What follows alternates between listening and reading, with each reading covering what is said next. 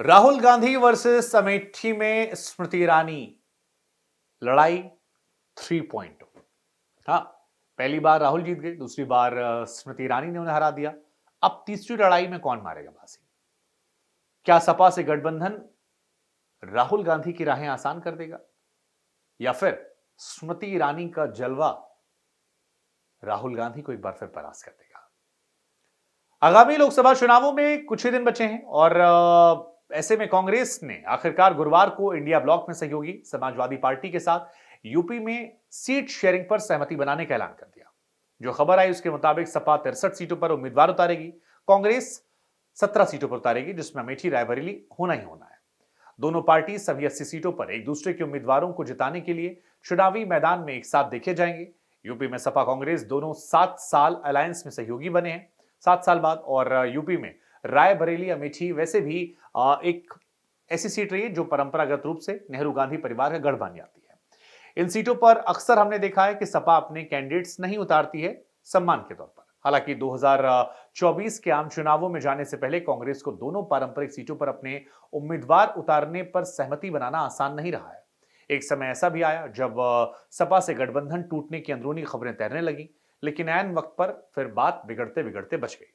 फिलहाल राजनीतिक गलियारों में इस बात को लेकर चर्चा तेज है कि क्या अमेठी में तीसरी बार राहुल गांधी बनाम स्मृति ईरानी के बीच चुनावी मुकाबला देखने को मिलेगा।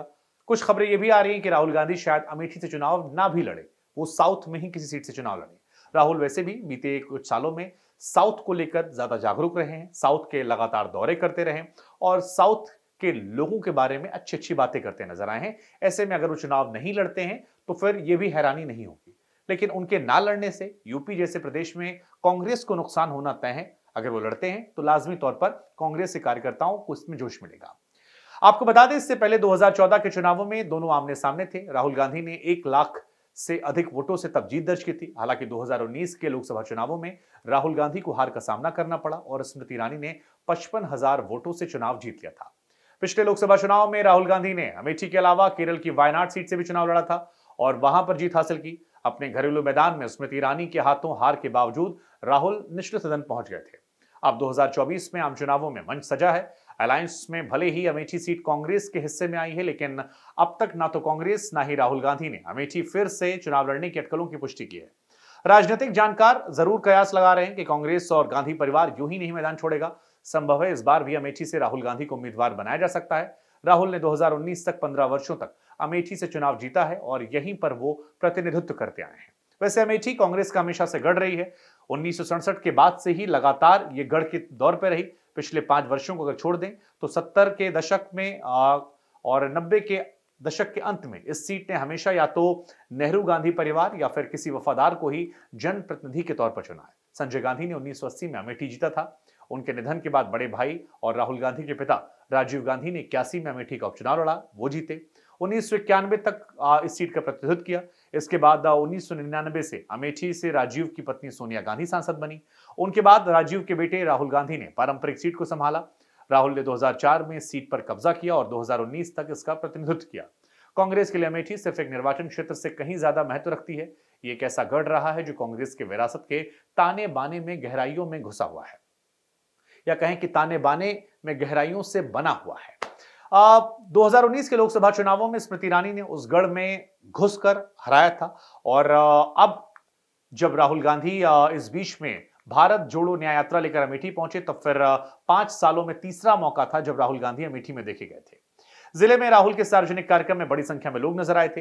राहुल ने लोगों को संबोधित किया और कहा कि चूंकि पिछली भारत जोड़ो यात्रा इस इलाके से नहीं गुजरी, इसलिए इस बार इस यात्रा को लेकर अमेठी आए हैं। राहुल ने कहा कि मैं अमेठी आया हूं, हमारा यहां से रिश्ता पुराना है, ये रिश्ता प्यार का है, मैं आप सभी का शुक्रिया अदा करता हूं। हालांकि इस बार की लड़ाई काफी दिलचस्प रहने वाली है, क्योंकि राहुल गांधी स्मृति दोनों ही कद्दावर नेता हैं। क्या राहुल लड़ेंगे? अगर ये लड़ते हैं तो फिर एक तगड़ा कंपटीशन देखने को मिलेगा। राहुल गांधी के साथ कांग्रेस के अध्यक्ष मल्लिकार्जुन खड़गे ने भी अमेठी के साथ साथ नेहरू गांधी खानदान के रिश्तों का जिक्र किया। यह कहा कि अमेठी को पूरी दुनिया जानती है, हर देशवासी को अमेठी पर गर्व है, क्योंकि हमारे प्रिय पूर्व प्रधानमंत्री स्वर्गीय राजीव गांधी, पूर्व कांग्रेस अध्यक्ष सोनिया गांधी जी और राहुल गांधी जी की सेवा और भक्ति की भूमि है। अगली ही लाइन में खड़गे ने राहुल गांधी की अपनी पुरानी सीट पर उम्मीदवार के तौर पर वापसी के संकेत दिए। खड़गे ने कहा कि राहुल जी, अमेठी से गहरा रिश्ता है, वो आज भी आपके साथ हैं और हमेशा आपके साथ रहेंगे। इधर कांग्रेस प्रवक्ता जयराम रमेश ने हाल ही में कहा था कि अमेठी से चुनाव लड़ने का फैसला कांग्रेस की केंद्रीय चुनाव समिति और खुद राहुल गांधी को लेना है, लेकिन जिले के लोग राहुल भैया को वापस चाहते हैं। जयराम ने यह भी कहा कि लोग समझते हैं 2019 में गलती हुई और गलती को वापस सही करना चाहते हैं। चुनौती देना स्मृति ईरानी का अधिकार है। हम किसी की चुनौती से भाग नहीं रहे। अगर राहुल गांधी यहां चुनाव लड़ने का फैसला करते हैं तो चुनाव लड़ेंगे। लोग कह रहे हैं कि उन्होंने 2019 में गलती की थी और राहुल भैया को फिर से मौका देंगे। तमाम चीजों का जिक्र हुआ, लेकिन सवाल फिर यही कि अगर राहुल गांधी अमेठी से लड़ते हैं तो क्या तीसरी लड़ाई में स्मृति ईरानी से वो जीतेंगे? कौन 2-1 से बाजी मारेगा, राहुल या फिर स्मृति? क्योंकि 2014 में स्मृति लगभग 1,07,000 वोटों से हारी थी। हालांकि स्मृति ने तब भी हार नहीं मानी, लगातार अमेठी रही और इसका असर रहा कि 2019 के चुनावों में 1 महीना डेरा डालने के बाद इसे घर बताया। राहुल गांधी पर तंज कसा। चुनाव जीतने के बाद भी घर बनाने हालांकि चुनाव जीतने के बाद राहुल गांधी को लेकर उन्होंने बहुत सारी बातें कही थी और अपना घर बनाने की बात कही थी, लेकिन बाद में स्मृति ने अपना घर ही बनाया। 2019 के आम चुनावों के बाद स्मृति ईरानी लगातार अमेठी लौटती थी और अपना घर बनाने के लिए जमीन खरीदी। चुनाव से पहले अपना घर भी बना लिया है और गुरुवार को इसका गृह प्रवेश भी हो गया है। संयोग से सोमवार को राहुल गांधी ने जब अपनी भारत जोड़ो यात्रा अमेठी में प्रवेश किया, तब स्मृति ईरानी भी अपने निर्वाचन क्षेत्र अमेठी के दौरे पर थी, लोगों से मुलाकात कर रही थी। स्मृति ईरानी ने राहुल गांधी को अमेठी सीट पर फिर से चुनाव लड़ने की चुनौती दी है। स्मृति ने कहा कि राहुल गांधी ने अमेठी को सत्ता का केंद्र तो माना, लेकिन सेवा नहीं दी। यही वजह है कि उनका स्वागत अमेठी की सुनसान सड़कों ने किया। राहुल गांधी का स्वागत करने वाले कांग्रेस कार्यकर्ता उनकी यात्रा में शामिल नहीं हुए, जिसके कारण कांग्रेस को सुल्तानपुर और प्रतापगढ़ से कार्यकर्ताओं को बुलाना पड़ा। राहुल ने वायनाड से चुनाव लड़कर अमेठी की जनता का अपमान किया और इससे यहां की जनता भी व्यथित थी। उन्होंने और उनके परिवार ने रामलला का निमंत्रण भी अस्वीकार किया। ये भी स्मृति ने उठाया और कहा कि मैं लोकसभा चुनाव लड़ने की चुनौती एक बार फिर देती हूं। बीजेपी के लिए अमेठी बेहद अहम है। बीजेपी सीट को जीतकर कांग्रेस के वंशवादी गढ़ को ध्वस्त करने का दावा करती है।